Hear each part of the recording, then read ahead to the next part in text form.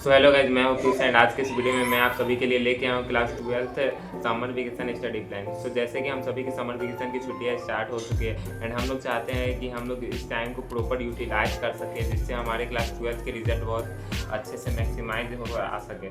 So class 12th board के student हैं जो चाहते हैं कि हम लोग अच्छा स्कोर कर सके एंड बिना किसी अच्छे टाइम टेबल के तो ये पॉसिबल नहीं है। सो आज के इस वीडियो में हम लोग इसी पे बात करने वाले हैं class 12th study time table for summer vacation. So बिना किसी देरी के लेट्स गेट स्टार्टेड। सो दोस्तों, बिना सही रूटीन के हम लोग अपना फुल पोटेंशियल अनलॉक नहीं कर सकते हैं एंड सिर्फ स्टडी करना ज़रूरी नहीं है, स्मार्टली स्टडी करना ज़रूरी है। सो इसी वजह से मैं आपके लिए लेके आया हूँ एक ऐसा ब्लूप्रिंट जो आपके पूरे स्टडी को अच्छे से यूटिलाइज कर सकेगा और एक्टिविटी प्रोवाइड कर पाएगा अगर आप लोग उसे कॉन्सिस्टेंसी के साथ उसे फॉलो करोगे। स्टार्ट करते हैं मॉर्निंग टाइम टेबल से। मॉर्निंग में हमारा मेन फोकस रहेगा अकाउंटेंसी पे। क्योंकि अकाउंटेंसी ऐसा सब्जेक्ट है जिसमें स्टूडेंट को सबसे ज़्यादा कन्फ्यूज़न होता है एंड डाउट क्रिएट होता है। सो अकाउंटेंसी हमारे टाइम टेबल के अकॉर्डिंग 8 AM to 8:30 AM मतलब 30 मिनट में हम लोग पूरा फ्रेश हो जाएंगे एंड जाएंगे स्टडी रूम में बैठ जाएंगे एंड देन 8:30 to 10:30 AM तक हम लोग अकाउंटेंसी की क्लास करेंगे। ये 2 घंटे की अकाउंटेंसी की क्लास होगी जिसमें हम लोग न्यूमेरिकल एंड कॉन्सेप्ट को क्लियर करने पे फोकस करेंगे। देन हम लोग 30 मिनट का ब्रेक लेंगे छोटा सा, जिसमें हम लोग अपना ब्रेकफास्ट या जो भी हम लोग थोड़ा रिलैक्स कर लेंगे। देन अब हम लोग डे टाइम में हमारा टाइम टेबल है। डे टाइम में हमारा फोकस रहेगा थ्योरेटिकल सब्जेक्ट पे। थ्योरेटिकल सब्जेक्ट जैसे BSc इकोनॉमिक्स हम लोग 1 आवर BSc करेंगे 11 AM to 12 PM तक। देन हम लोग 12 PM से 1 PM तक हम लोग करने वाले हैं इकोनॉमिक्स की क्लास। इकोनॉमिक्स में हम लोग थ्योरेटिकल एंड न्यूमेरिकल के क्वेश्चंस को कवर करेंगे। देन हम लोग 15 मिनट का ब्रेक लेंगे। देन 1:15 to 2:15 तक हम लोग इंग्लिश की क्लास करेंगे। इंग्लिश में हम लोग literature, writing, then read cover करेंगे। सो अब हम लोग 1:15 से 2:15 1 आवर हम लोग इंग्लिश की क्लास करेंगे। देन उसके बाद 2:15 to 2:45 हम लोग पेंटिंग पे फोकस करेंगे। Painting half hour, because painting हम लोग के लिए उतना इम्पॉर्टेंट नहीं है क्योंकि थ्योरेटिकल हमारा 30 मार्क्स का होता है एंड प्रैक्टिकल 70 मार्क्स का होता है। प्रैक्टिकल हमें स्कूल के तरफ से मिल जाता है 70 मार्क्स एंड 30 मार्क्स हमारा एग्ज़ाम में होता है। तो पेंटिंग पे हम लोग ज़्यादा फोकस नहीं करेंगे, 30 आवर ही एक दिन में करेंगे पेंटिंग। देन उसके बाद अगर तुम्हारा मैथ है तो तुम मतलब इंग्लिश एंड पेंटिंग को मैनेज करके उस टाइम मैथ कर लो एंड रात में तुम इंग्लिश पे फोकस कर लो अगर तुम्हारा मैथ हो तो। अब हम लोग बात करेंगे आफ्टरनून टाइम पे हम लोग क्या करने वाले हैं। तो हम लोग कुछ नहीं करेंगे इस टाइम पे। 3 घंटा का हमारा एक तरह से ब्रेक रहने वाला है। 3 PM to 6 PM तक हम लोग का ब्रेक रहेगा। कि तो कि आप कोचिंग जाना है तो कोचिंग जा सकते हो या फिर तुम अपने हॉबी को उस टाइम कर सकते हो या जिसमें तुम्हारा इंटरेस्ट हो उस चीज़ को तुम उस टाइम पे कर सकते हो। वो तुम्हारा एक फ्री स्लॉट टाइम है जिसमें तुम्हारा जो मन करे वो तुम कर सकते हो। देन अब हम लोग बात करेंगे उसके बाद इवनिंग के टाइम पे हम लोग करने वाले हैं तो एक तरह से चैलेंज भी होता है। उस टाइम हम लोग क्वेश्चन प्रैक्टिस एंड रिवीजन पे फोकस करेंगे। हम लोग 6 PM to 7 PM तक हम लोग रिवीजन करेंगे। जो भी आज हम लोग ने पढ़ा उसका हम लोग एक छोटा सा रिवीजन करेंगे 1 आवर का। देन उसके बाद हम लोग 2 घंटा हम लोग क्वेश्चन प्रैक्टिस करेंगे। 7 PM to 9 PM तक क्वेश्चन प्रैक्टिस हम लोग करने वाले हैं जिसमें केस स्टडी को सॉल्व कर सकते हैं BST के या जो अकाउंटेंसी के न्यूमेरिकल हैं वो सब पे हम लोग फोकस करेंगे। एंड इकोनॉमिक्स में जो क्वेश्चन सब होते हैं उन पे भी तुम फोकस करते हो। मतलब वो टाइम पे तुम क्वेश्चन प्रैक्टिस करने वाले हो जो भी तुमने दिन भर टॉपिक पढ़ा उसका। एंड उसके बाद अब हम लोग 9 PM में हम लोग डिनर कर लेंगे एंड उसके बाद हम लोग रिलैक्स करेंगे क्योंकि जल्दी सोएंगे तभी हम लोग अगले दिन से फ्रेश होकर सुबह में फिर इस चैलेंज को कंटिन्यू कर सकते हैं। क्योंकि मैं इसे चैलेंज इसलिए कर रहा हूँ क्योंकि स्टार्टिंग में सब लोग इसे फॉलो करते हैं 1-2 दिन, लेकिन उसके बाद फिर वो नहीं कर पाते हैं क्योंकि बातें हैं। तो इस वजह से हम लोग इसे चैलेंज कहेंगे एंड जो इस चैलेंज पे पूरा 1 मंथ कंटिन्यू रख पाया तो उसका बहुत ज़्यादा अच्छा यूटिलाइजेशन हो जाएगा समर वेकेशन का। फिर टाइम डिवाइड करने से कुछ नहीं होने वाला है क्योंकि हर सब्जेक्ट की अपनी अपनी डिमांड होती है। तो मैंने अपने स्ट्रैटेजी से कुछ उस बेसिस पे मैंने एक प्लान बनाया कि इस हिसाब से हम लोग इस सब्जेक्ट में ये करने वाले हैं अपने समर वेकेशन में। So that is started. सबसे पहले हम लोग बात करने वाले हैं अकाउंटेंसी के बारे में। अकाउंटेंसी में तुम्हारा क्वेश्चन प्रैक्टिस बहुत ज़्यादा इंपॉर्टेंट है एंड कॉन्सेप्ट सबसे ज़्यादा इंपॉर्टेंट है।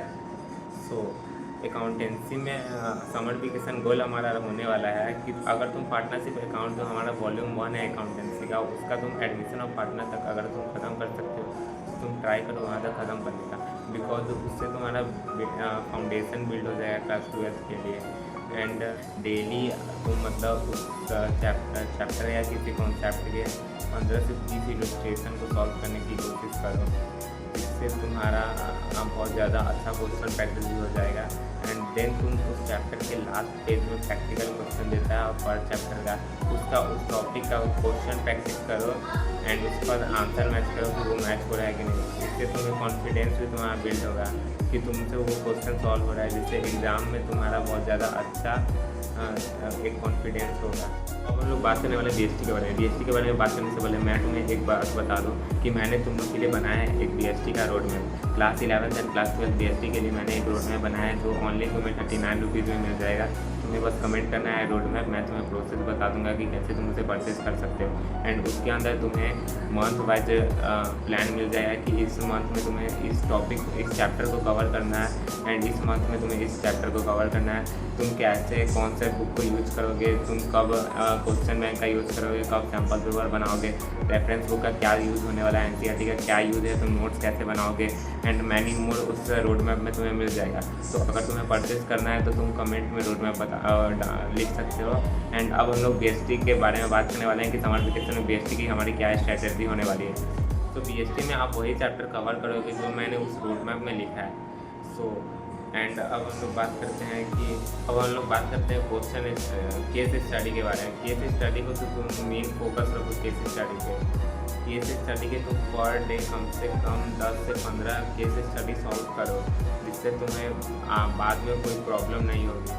देन हाईलाइटिंग का मेन रोल होने वाला है कि जैसे तुम NCERT से तुम पढ़ रहे हो तो तुम उसमें कीवर्ड हाईलाइट कर लो एंड जब नोट्स एंड देन उसको कॉपी में राइट डाउन करो एंड उस जो हाईलाइटेड कीवर्ड है उसका तुम मीनिंग लिख दो कॉपी में, जिससे तुम्हें बाद में याद रहेगा कि तुम्हें कौन से वर्ड में प्रॉब्लम हुआ था BST में। एंड अब बात की जाए नोट्स की, तो नोट्स में तुम flow chart and diagram type का कुछ बना सकते हो, जिससे तुम्हें एंड या फिर माइंड मैप टाइप का बना सकते हो। इससे पढ़ोगे तो तुम्हें अच्छे से कॉन्सेप्ट क्लियरिटी रहेगा। एंड एक और टिप, जब भी तुम BST पढ़ो तो BST को कम से कम पर चैप्टर को 2 टाइम पढ़ो, 2 से 3 टाइम पढ़ो, जिससे तुम्हारा वो चैप्टर पूरा कवर हो जाएगा। BST में कॉन्सेप्ट क्लियरिटी इंपॉर्टेंट रखता है, तो तुम्हें पर चैप्टर को रीडिंग करना है 2 से 3 बार। तो अब हम लोग बात करते हैं इकोनॉमिक्स। इकोनॉमिक्स में हमें 2 सब्जेक्ट पढ़ना है CBSE के according, Indian economic, macro economic. Macro economic की बात की जाए तो मैक्रो इकोनॉमिक में तुम न्यूमेरिकल पे ज़्यादा फोकस करो। जब भी कोई क्वेश्चन चैप्टर को बनाओ तो उसमें न्यूमेरिकल पे ज़्यादा फोकस करो, जैसे कि नेशनल इनकम, गवर्नमेंट बजट, ये सब जैसे चैप्टर सब हैं उस पर तुम न्यूमेरिकल पे ज़्यादा तुम फोकस करोगे। एंड मैक्रो इकोनॉमिक में definition, concept clarity, numerical and notes को तुम अच्छे से बनाओ, जिससे तुम्हें बाद में कोई भी दिक्कत नहीं होगी मैक्रो इकोनॉमिक में। मैक्रो इकोनॉमिक बहुत ज़्यादा मतलब इंडियन इकोनॉमिक से थोड़ा सा ज़्यादा तुम्हें लगेगा थोड़ा टफ, लेकिन अगर तुम अच्छे से क्वेश्चन प्रैक्टिस करोगे तो तुम्हें वो टफ नहीं लगेगा। सो ट्राई करो ज़्यादा से ज़्यादा न्यूमेरिकल को सॉल्व करने की मैक्रो इकोनॉमिक में। अब बात करते हैं इंडियन इकोनॉमिक। इंडियन इकोनॉमिक में तुम जब भी कोई भी कॉन्सेप्ट पढ़ो तो वाई एंड हाउ के बेसिस पे, उसके पर्सपेक्टिव से तुम उस क्वेश्चन को बनाओ। तो जैसे कि तुम कोई भी कॉन्सेप्ट तुम अभी पढ़ते हो तो उसके बाद उसका कॉन्सेप्ट से पहले वाई एंड हाउ का यूज़ करो एंड उसके पर्सपेक्टिव से तुम उसके आंसर लिखने की कोशिश करो जब भी तुम कोई कॉन्सेप्ट पढ़ोगे, तो इससे तुम्हें बहुत ज़्यादा हेल्प मिलेगी।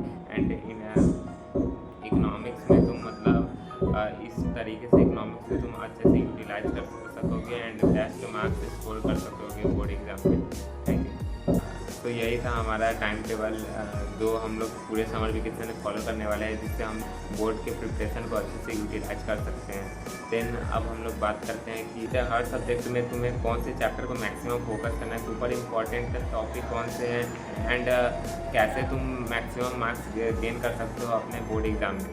सो उसके लिए मैंने एक रोड मैप प्रिपेयर किया है जिसमें तुम्हें मंथली वाइज प्लान मिल जाएगा कि तुम्हें इस मंथ में कौन से टॉपिक को कवर करना है, देन उस मंथ में कौन से टॉपिक को कवर करना है, तुम NCERT को कैसे यूटिलाइज कर सकते हो, तुम रेफरेंस बुक का क्या रोल है एंड रेफरेंस बुक को तुम कैसे यूज़ कर सकते हो।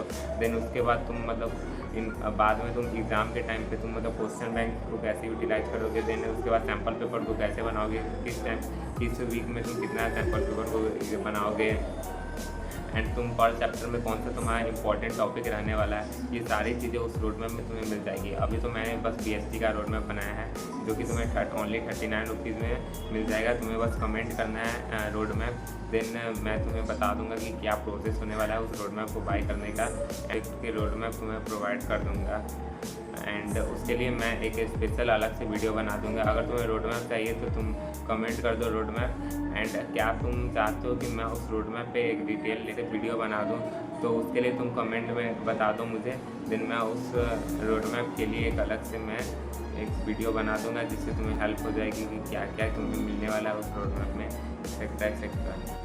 तो यही था हमारा time table video for summer vacation. अगर तुम्हें अच्छा लगे तो लाइक करो, शेयर करो, सब्सक्राइब करो एंड कमेंट में ये बता दो कि तुम्हारे क्या स्टडी प्लान होने वाले हैं इस समर वेकेशन के लिए एंड तुम क्या क्या करने वाले हो इस समर वेकेशन में।